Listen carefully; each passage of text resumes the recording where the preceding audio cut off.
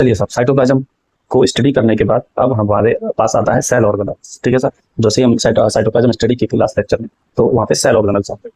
और अब हम स्टार्ट करेंगे cell organelles. Clear ji?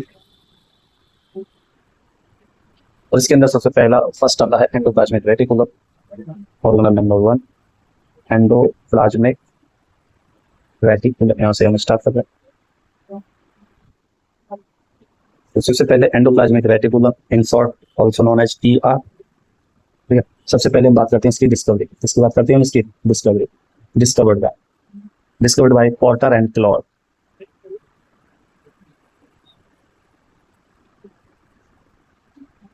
Potter and Claude क्या करते हैं साहब? ये फॉर्मेशन करते हैं। एंडोप्लाज्मिक रेटिकुलम क्या काम करती है? Formation, network of cytoskeleton, network of cytoskeleton. Clear जी? एंडोप्लाज्म, हमने तो एंडोप्लाज्मिक रेटिकुलम दो टाइप से पढ़ी है, SCR, RER। हाँ ऑब्वियसली एंडोप्लाज्मिक रेटिकुलम कितने पार्ट में बटा है सब? 2 पार्ट्स में।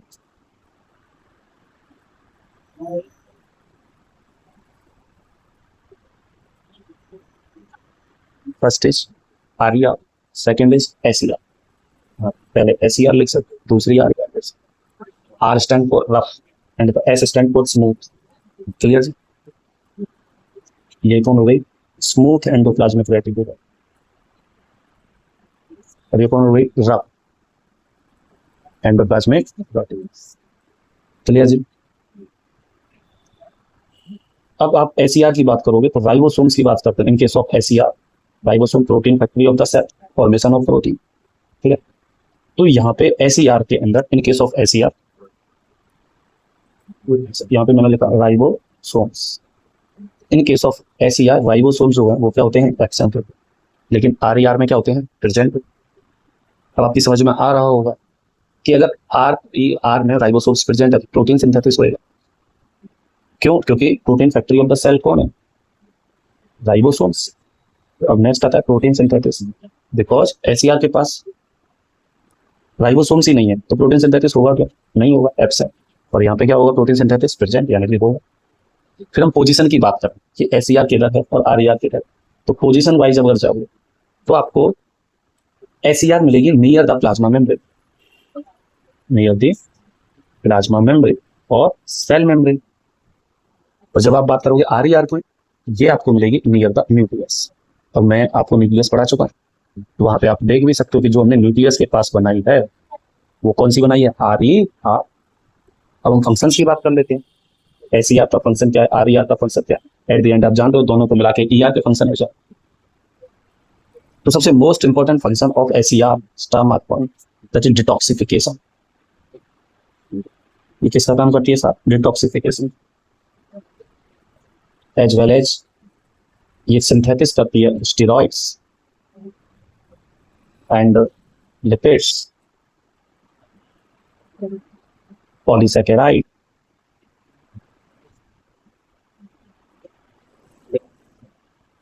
क्लियर जी?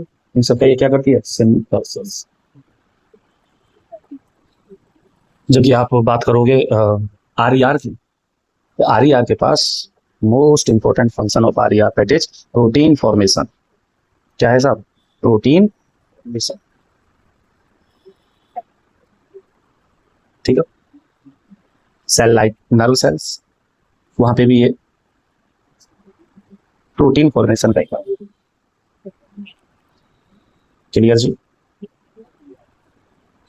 आप बात करो साउंड कहाँ पे होगी? SCR। तो अगर आप देखना चाहो मिलेगी कहाँ? लिपिड फॉर्मिंग सेल्स, किन सेल्स के अंदर मिलेगी? Lipid forming cells. और RER कहाँ मिलेगी? जो protein forming cells, lipid forming cell, like adipocytes. जानते हैं फैट स्टोरेज, लिपिड। ठीक है, एडिपोसाइट्स। अब हम एक नोट करके यहाँ लिख सकते हैं, यहाँ पे हम एक नोट लिख सकते हैं जो कि मैं बात कर रहा था। in the liver cells of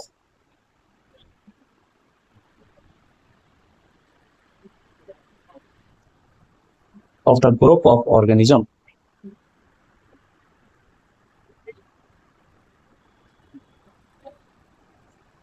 animals, group of animals called vertebrates, called vertebrates.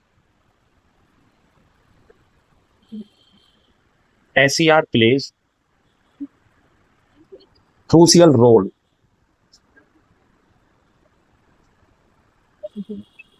in detoxifying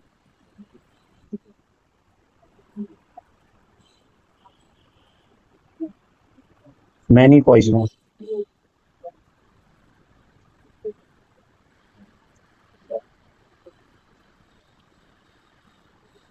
and drugs.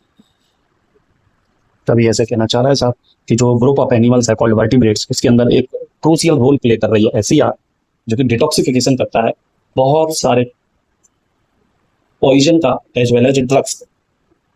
Clear ji?